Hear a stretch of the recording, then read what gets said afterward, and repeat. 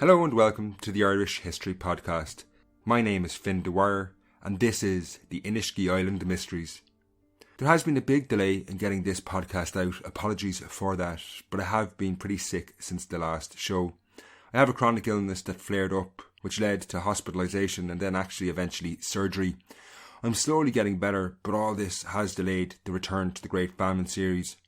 However, being laid up did give me a chance to read a bit, and that's when I stumbled across the unusual story of the Iniskea Islands. The lives of these islanders on what is now a lonely shore has enchanted, mystified, but also unsettled writers, travellers and commentators since the early 19th century. If you do even the most basic of research into the islands, most descriptions will talk about the rugged beauty of the place, but it won't take long before you encounter strange rumours of pagans and pirates who elected their own kings until the late 19th century. The more I read about the islands, the more I became intrigued, and I went back to find the earliest accounts to try and make sense of these strange rumours. So in this show, I'll be looking at how did people survive in what was one of the most inhospitable places in Ireland? Were the islanders really pirates until the late 19th century? And what about these strange rumours of paganism 1,000 years after the rest of Ireland converted to Christianity? Before we start, I just want to thank all the show patrons who support my work on Patreon. Their patience over the last month when the show was delayed in coming out has been amazing and I really appreciate it. It means so much. The next episode will be exclusively available only for show patrons and will be on the decline of the Iniskea Islands and looks at why no one lives there today. It's an enthralling story in itself. You can get that with lots of other patron-only podcasts, my documentary Forgotten Fields, which was released only last week, and episode guides to each show.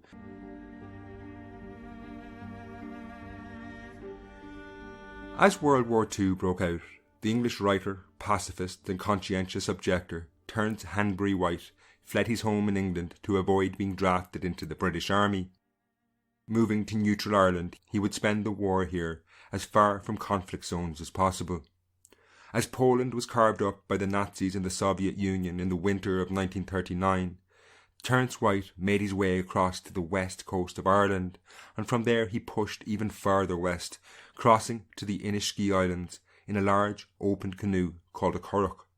The islands by then were uninhabited, and although warned not to stay by locals, White, like so many before him, was intrigued by the Iniskea Islands and would spend a few days there around the crumbling ruins of family homes, accompanied by none save his dog Brownie.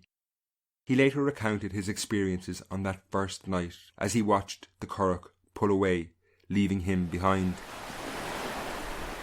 I felt lonely, standing on the white sand in the twilight. The rowers in the curragh cried a farewell to me as they left. Then, in the quickly falling darkness, I went into the broken house on man's first duty, to make a fire. When this was burning, I set out in search for the well, but it was dark now, and the electric torch had broken somehow, so I could not find it. I went to the drinking place for cattle and got water there. I was alone, and it was midwinter. The Iniskeas are islands off the west coast, once inhabited by men, but 10 drowned in 1927 in what was called the Iniskea disaster, and the land, being too exhausted by 1,000 years of sea manure to grow potatoes, had been abandoned. The little village stood quite silent beside its anchorage, its roofs fallen, the stones of the walls in the street. In 12 years it seems to have lost all human origin. No people were expected at its broken doors. A few black cows sheltered there at night. The seals come into the harbour. 2 small blackbirds visited in the mornings. 2 ravens cronked higher up, and the geese, which, driven away during man's 1,000 years of residence, had now returned. These evocative words could describe many islands off the west coast of Ireland, which were once inhabited, but have long since been forsaken. Many of us who live in metropolitan areas find a certain attractiveness in this solitude. However, the serene picture painted by Terence Hanbury White took a turn into what can only be described as the surreal. During his second day on Iniskea, some fishermen stopped by to see how he was and advised him again to leave. White remembered, "They had been afraid to leave me. They feared, perhaps, an old god of the island, venerated until the last generation." An old god of the island, worshipped until the last generation, which, when White was writing, would have been the late 19th century, seems like a flight of fancy. It's pretty hard to believe. Initially, I thought White's imagination had got the better of him, but I quickly found out he wasn't the first person to make such claims.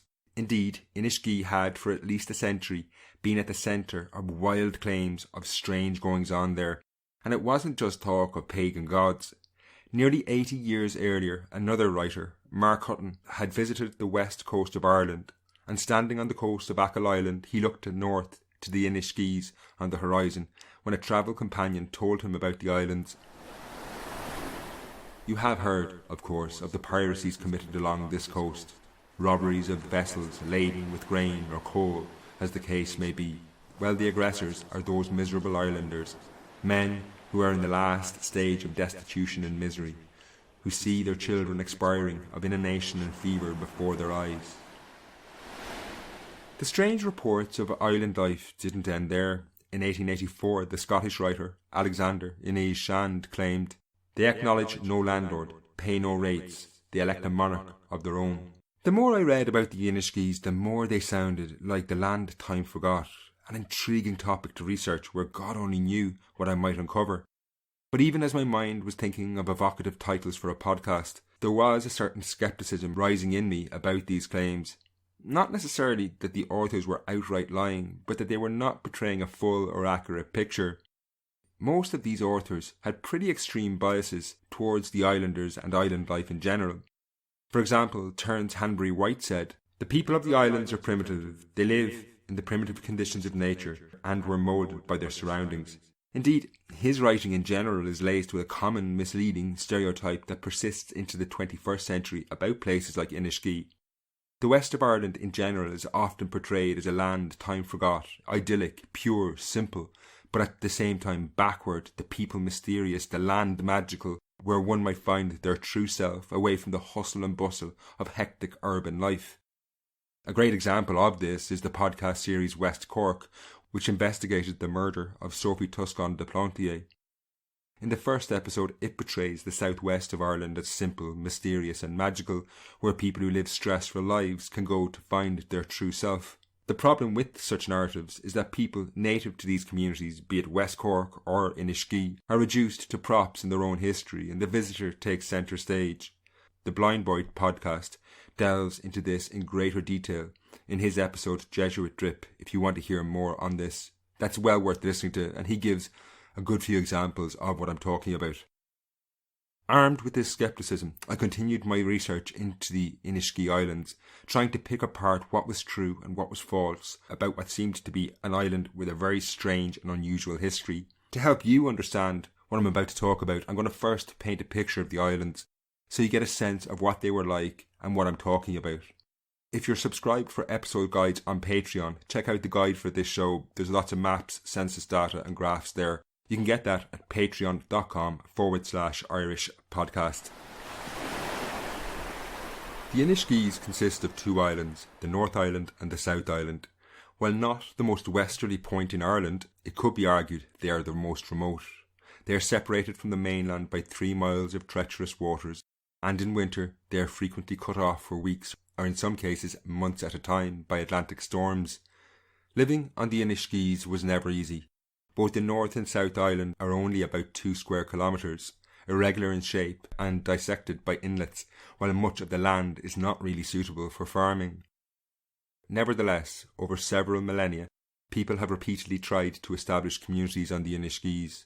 What drew our prehistoric ancestors here remains a mystery, but rock carvings and tombs prove that our long-vanished people were living here up to 4,000 years ago. The first recorded settlement dates back to the early Middle Ages, when Christian monks settled the islands, drawn by the isolation. This solitude proved to be their downfall, as they made easy pickings for Viking raiders who preyed on this remote and defenceless outpost. It was around the middle of the 18th century that the most recent phase of human occupation began. Over the course of several decades, a community slowly emerged, and on the eve of the Great Famine, in 1841, the population of the islands stood at 217. Remarkably, the islanders not only survived the horrors of the Great Famine, but the population actually increased, standing at 257 in 1851, reflecting an increase of 18% at a time when the population of the wider province of Connacht fell by 35%. Indeed, the famine experience of the island has been frequently used by writers to enhance the mystical nature of island life, often inferring some mystery was afoot to explain how the islanders survived the Great Famine. The answer, though, is pretty straightforward. Their diet was more diverse than on the mainland, and like many other islands, the blight which destroyed the potato crop elsewhere was less severe on the island. However, for me though, it was the rumours of paganism and piracy that intrigued me most, and I began what would end up a pretty exhaustive search through 19th century books looking for accounts of Iniskea, and I actually found several. From the early 19th century, there was a major increase in the number of travellers touring the west of Ireland and writing accounts of their experiences there. Some were more adventurous than others in terms of how far into the west they ventured. Certainly before the famine, reaching places like Erris in northwest Mayo was difficult. Roads were poor, only the most intrepid visitor could reach the shores of the Mullet Peninsula in Erris to gaze out on the Iniskea Islands 3 miles off the coast through choppy seas. Few, if any, ever ventured to the islands. Still, it was in places like Achill Island or Erris itself where these travellers encountered strange reports of life on the Iniskeas. An early example of this are the words of the Tipperary man Caesar Otway, who published an account of a journey through the west in 1841, where he heard rumours of life on the Iniskeas. Otway mentioned strange beliefs and practices on the island and claimed the islanders worshipped a stone called the Naevog or Naeveen. It must be said though that Otway was basing this on a third-hand account. He didn't meet anyone who had actually seen this Naevog. Were he the only one to mention this, his report would have been forgotten, but similar rumours persisted. As the Great Famine drew to a close, the 3rd Earl of Roden, Robert Jocelyn, wrote a much more detailed account in 1851. About 7 miles distant from Bingham Castle, in the Atlantic, is the island of Iniskea, containing, I believe, about 380 inhabitants. They have very little intercourse with the mainland, and the state of their spiritual darkness is deplorable. It is hardly to be credited that among the British islands heathen idolatry is to be found, and that a stone carefully wrapped up in a flannel is brought out at certain periods to be adored by the inhabitants of Iniskea. When a storm arises, this heathen god is supplicated to send a wreck on their coast. This statement I've received from Mr. Campbell and others. He told me he had himself visited the island and seen the idol in question. Roden's account, while second-hand, is based on 2 sources, one local and the other coming from the Scottish expert in Celtic studies John Campbell. However, his writing also comes with a health warning. Jocelyn was a religious fundamentalist and one-time Grand Master of the Orange Order. His account includes descriptions of the islanders as a wild race and semi-barbarous. The following year, 1852, Harriet Martineau, a somewhat more trustworthy source, travelled through Ireland. In a letter written from Achill Island in September 1852, she would describe Iniskea as the poorest place in Ireland and claimed, "The people worship a stone, dressing it in woolen and praying to it for wrecks." Having read all these, I was pretty sure there was something to the rumours. They were coming from too many diverse sources to be purely the invention of these visitors. And as I continued to trace the island's history through the closing decades of the 19th century, more specific details emerged, with one source providing a history of the stone, claiming it was older than anyone could remember, at least 100 years old, and had begun when a girl was caught in a storm but found safety under the stone. More recent historians, particularly Brian Dornan, have been able to put together a more accurate sense of what this stone, called the Naevog, was and what it was for. It seems to have had a human shape, possibly that of a woman. It was, as the early accounts mention, wrapped in a flannel shroud, which according to some was renewed each year. The ritual appears to have involved dipping the stone in the ocean, and the islanders considered it to have powers to influence the potato harvest or quell a storm, but not, as the sensationalised accounts infer, to wreck ships on their coasts. By the 20th century, the stone was no longer being used. Continued press attention saw the Catholic Church redouble its efforts to stop the islanders engaging in the ritual. It appears a priest broke the Naevog and tossed the pieces into the sea off the South Island at some point in the later years of the 19th century. Given all this evidence, it surely seems obvious then that the claims the islanders were pagans were true. I have to say, I'm not entirely convinced. I believe the accounts, but would still be slow to label the islanders as pagans. I think the use of the term pagan probably says more about our desire to see the island as mystical and backwards than an actual reflection of island life. This can be best understood by looking at the other rumour that swirled around the island, that is, that they were pirates. But before we go into this, I'm going to take a quick break. While the spiritual beliefs of the Iniskea Islanders are at times hard to decipher, the story of piracy on Iniskea is a lot more straightforward. It unquestionably happened, but to understand it, we need to dispel any stereotypes we might have of men with wooden legs or eye patches.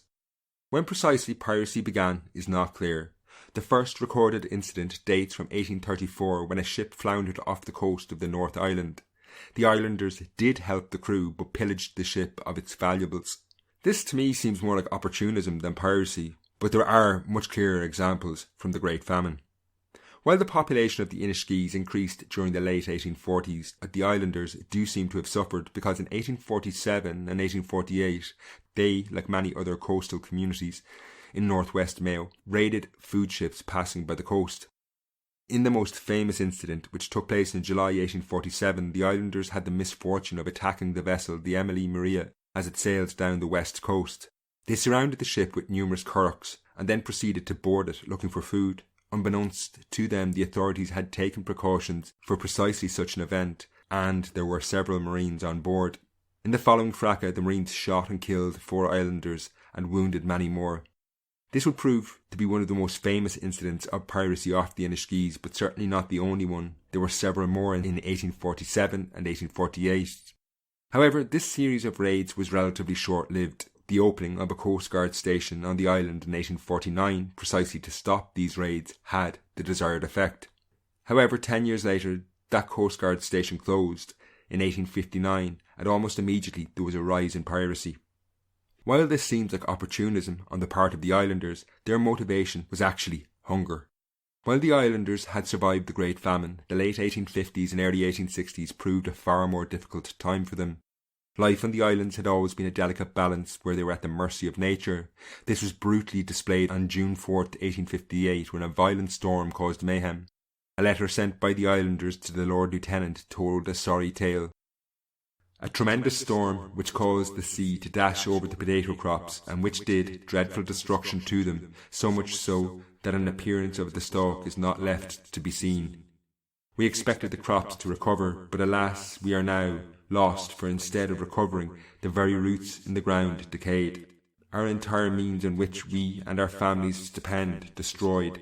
We implore your Excellency to make endowments as a means to support a number of over 300 beings on an island in the Western Ocean. This account was supported by the Coast Guard, the school teacher, the parish priest, along with one of the local poor law guardians. The situation was very extreme and triggered a wider crisis on the islands. The islanders slaughtered animals to survive, and their herds shrank in size, affecting them in the long term. Over the coming years, the crisis worsened with the appearance of blight on the potato crop in 1860. Facing destitution, the islanders turned to piracy, with the earliest attack I could find in this phase taking place on May 8th to May 9th, 1860, when the ship, the Hoche St. Lotlinger, was lying off the coast. Around 10 p.m, the vessel was surrounded by smaller boats, and the islanders boarded the ship, breaking open the hatches and systematically emptied the hold of Indian corn for 3 hours. The islanders Edward Lavelle and Charles Tighe were arrested and found guilty, but mercy was asked for on account of the hunger on the islands. The judge accepted this, but said it was no excuse, and the men were given custodial sentences with hard labour. Repression, though, could not triumph over hunger, and in June 1862, a ship, the Jewess, was boarded by 40 men who threatened to run it aground if the crew resisted. They successfully made away with 12 tons of corn on this occasion. A month later, a coal vessel was passing by the increasingly dangerous waters around Iniskea when it was attacked. However, the islanders had no interest in coal. They wanted food and simply took what provisions were on board, leaving the coal behind. The police would raid the Iniskea Islands after this, but found nothing. By early 1863, conditions on the islands were appalling. A report stated there were 56 families with nothing in the world to depend on. The relieving officer met the persons whose hands, feet, face and eyes were enormously swollen from want and starvation. The islanders had received £20 in aid in April 1863, but this did little to help the hungry because a vessel off Blacksod Bay was attacked by over 50 people not long afterwards. When they found it to be another coal transport, they left, but the captain took pity on their plight and gave them what bread and tobacco he could. The following day a large number of men attacked the ship the Laurel in the same area. The captain on this occasion offered money, but all the islanders wanted was food, and they took 20 tons of corn the Laurel was carrying. Piracy off the coast of Iniskea continued, and in May 1865 the vessel, the Elizabeth McClure, was travelling from Liverpool to the port of Westport. On the night of May the 22nd she was lying off the coast of Iniskea when 16 canoes and a boat containing in total 50 men boarded the vessel. If they were resisted, they threatened to cut the rigging and sails, and they were able to get 18 to 20 tons of maize off the vessel. Changes in the island's fortunes and economy, coupled with increasing coastguard patrols, brought piracy finally to an end. But there is no question it had been a feature of life on the Iniskeas as late as the 1860s. Therefore, there is clear evidence that the two wildest rumours about life on the Iniskea, those of piracy and strange religious practices, were true. This certainly reinforces the idea that the islands were actually strange, mysterious, and almost mythical. However, this, as I alluded to earlier, is probably more about the way we want to interpret these actions and want to see the islands rather than what was the reality of life there. When we dig deeper and ask the questions why were the islanders engaged in piracy and unorthodox religious beliefs, the answers, for me anyway, were not very mysterious, exotic or mystical. They were pretty straightforward. Both were shaped by what was often a very harsh struggle to live in what was a difficult environment where human survival could not be taken for granted.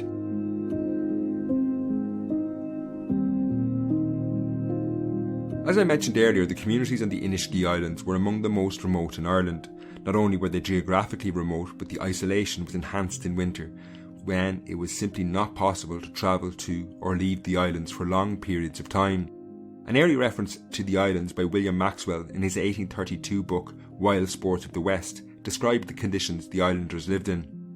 A boat may approach Iniskea in the full confidence of a settled calm, and before an hour a gale may come on that will render any chance of leaving it impractical, and weeks will elapse occasionally before an abatement of the storm would allow the imprisoned stranger to quit those dangerous shores. The isolation had a dramatic impact on all aspects of life and left the islanders with the need to be self-sufficient in all matters, both spiritual and material. Alexander Iniskea spoke of this when he said in 1884 that the islands were almost an independent state, and in many ways they had to be. In terms of religion, there was no resident cleric on the Iniskeas. The islanders were Catholic, and on occasion a priest would travel out performing marriages and baptisms. However, months in winter must have passed by with no priest, and I think this probably goes a long way to explaining why they worshipped the stone, the Neavog. Faced with the difficult life at the best of times and with no resident priest, they may well have adopted the Neavog as something of a replacement to rely on in times of need. This also wasn't that unusual when you think that people the world over, including Catholics across Ireland, have long venerated statues and used them as a focus for rituals to invoke the intervention of a higher being they believed in. The islanders do not appear to have seen the Neavog and their veneration of it as separate to their Christianity, but rather part of it. When they used it in rituals, they said 7 Our Fathers, 7 Hail Marys and 7 Glorias, all common Catholic prayers. They were also by no means hostile to the church.